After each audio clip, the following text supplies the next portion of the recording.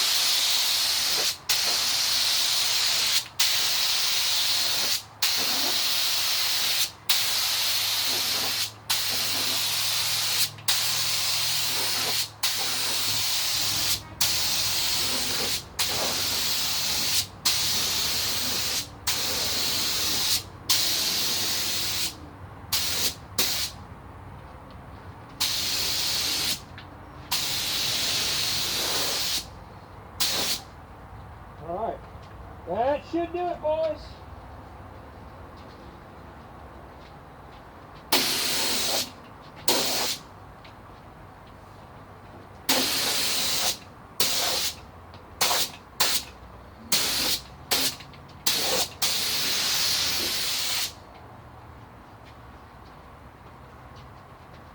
Alright, there you go, one coat of epoxy primer.